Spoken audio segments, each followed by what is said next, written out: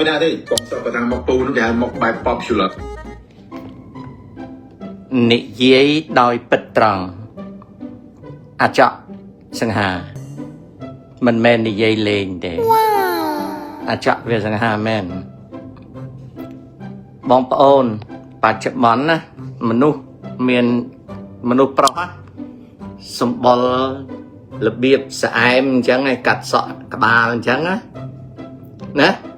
ឃើញក្បាលវាទេឃើញក្បាលវាកាត់អញ្ចឹងទេវាមិនមែនជាមនុស្សតពេកដូចខ្ញុំទេណាវាក្មេងណាវាកាត់សក់ណាវាឃើញស្នាមក្បាលវាអញ្ចឹងណាមានន័យថាសក់វាពេញក្បាលប៉ុន្តែវាកាត់សក់អញ្ចឹងនៅស្រុកអាមេរិកស្រីស្រឡាញ់ណាស្រីស្រឡាញ់ខ្ញុំមិនមែននិយាយបច្ចាវាទេណាខ្ញុំអត់ស្គាល់វាទេគេសួរខ្ញុំថាស្គាល់អាចកទេខ្ញុំអត់ស្គាល់វាទេតែមិនឃើញមុខវាប៉ិនវាសង្ហាមែនវាសង្ហាមែនយើងញ៉ាំងថាអីគាត់ស្អប់មនុស្សចូលឥឡូវចូលបាត់មែនទេចូលគឺមនុស្សនឹងវាសบายចិត្តតែអាចកនេះវាតាមមើលទៅវាជាអ្នកអីវិភាគកីឡាអីចឹងណាវាមានទេពកោសល្យវាក្នុងការនិយាយហើយក៏វាចម្លង style ណាដែល popular យើងមើលប្រជុំចើមវាមើលភ្នែកវាណាជា content maker ណាយើងមើលយើងរៀនមើលណាអាចកវាសង្ហាណាវាសង្ហាវាស្លៀកវាតែងខ្លួនអញ្ចឹងវាតែងខ្លួនអញ្ចឹងហើយវាស្លៀកពាក់ខោអាវស្ពណ៌វានិយាយរឿងតតបាល់ទៅអីហ្នឹងនៅក្នុងcreation របស់វាការបង្កើតរបស់វាមានប្រយោជន៍ណាកូនចៅបើធ្វើអីធ្វើឲ្យល្អទៅណាហើយកុំភ្លេចរៀនណាតាសុកនិយាយច្រើនពេកខុសពីមុនមើយបុនរ៉េតខ្ញុំអត់អាចបំពេញចិត្តចៅបានទេតាអត់អាចបំពេញចិត្តចៅបានទេណាចៅណាអត់អាចបំពេញចិត្តចៅបានទេណាចៅថាតានិយាយច្រើនពេកខុសពីមុនតានិយាយ6000វីដេអូជាងនៅក្នុងវីដេអូ6000វីដេអូតែងខុសណាតែងខុសណាតែងខុសគ្នាណាមេសេងនៅអាមេរិកក្បាលអញ្ចឹងមុខប្រហែលអាចកស្រីស្រឡាញ់ច្រើនកូនស្រីស្រឡាញ់ច្រើនស្រីមុខអញ្ចឹងណាមុខអញ្ចឹងសង្ហាហើយនៅអាមេរិកណាម៉ាត់តាវាមិនទៅក្មេងអញ្ចឹងទេ73 74ស្អែកខានស្អែកហើយណាមួយតាទំពេកមិនមែនកាត់សក់ដូចវាណាមែនទេកូនមែនទេខុសគ្នាណាកូនណាវាក្មេងជំនាន់ក្រោយវាមានឱកាសអញ្ចឹងហើយបានជាបបួលឲ្យចៅខំប្រឹងរៀនណាខំប្រឹងរៀនដើម្បីចៅមានអនាគតហើយបើចៅធ្វើ content ធ្វើអញ្ចឹងទៅធ្វើអញ្ចឹងទៅ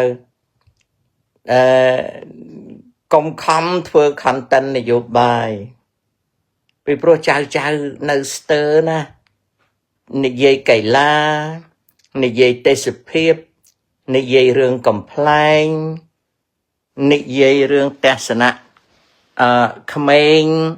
ក្នុងចំនួន generation Z ឬក៏ generation Alpha ហើយកុំយកផ្លូវកាមមកនិយាយច្រើនពេកដូចនាងមួយនោះស្រីក្មេងនិយាយតែរឿងផ្លូវភេទតាំងពីនៅស្អាតឥឡូវមុខដូចអញ្ចឹងគេប៉ាតស៊ីម៉ងខុសចឹងថ្ងៃមុនលេងនិយាយពីរឿងជាមេអំបៅវាដល់ក្រោយមកទៀតនិយាយពីរឿងអាឡែស៊ីទឹកកាមសួរថាអ្នកនិយាយនឹងជាឯកទេសខាងផ្លូវកាមផ្លូវភេទទេអត់ទេណាតែយកមកនិយាយដោយសារតែចង់បាននៅអាជីវកម្មមួយត្រូវនិយាយរឿងហ្នឹងនិយាយតាំងពីខ្លួននៅស្អាតរហូតដល់មុខដូចគេប៉ាតស៊ីម៉ងខោណាយូរទៅមិនមែនអ្នកចេះទេទៅជាអាណិតទៅវិញអាណិតត្រង់ថាអាយុប៉ុណ្ណឹងតើទៅថ្ងៃមុខវាទៅជាស្អីវាផប់ខេហ្នឹងណាវាពិបាកដែរវាអត់មានដូចនៅស្រុកអាមេរិកមានស្ត្រីម្នាក់ក៏រៀងចាស់ហើយគេហៅ doctor ខាងផ្លូវភេទ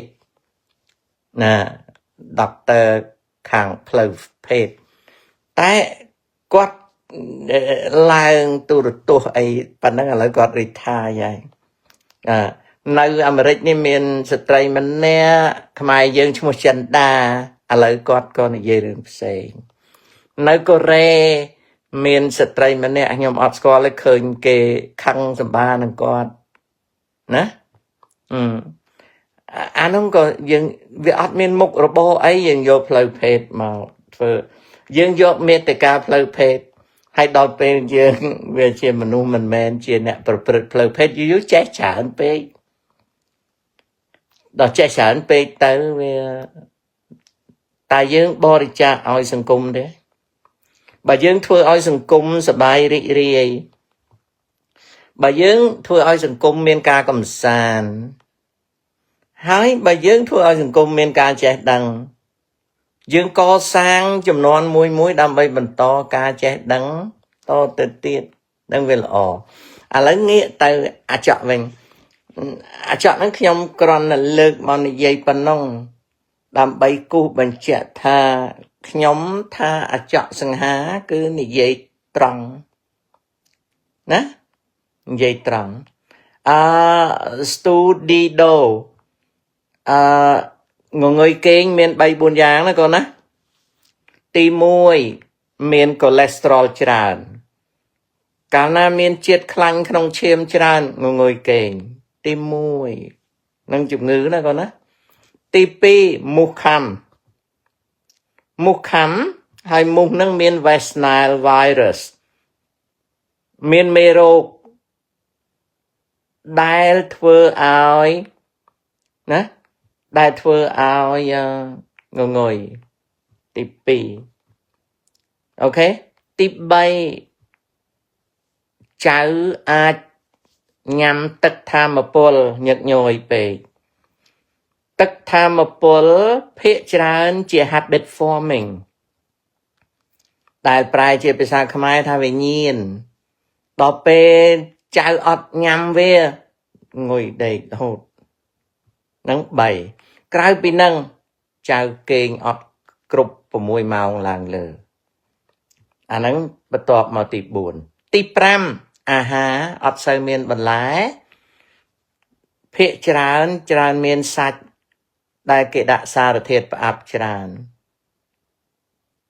នឹងធ្វើឲ្យងងុយណាកូនណា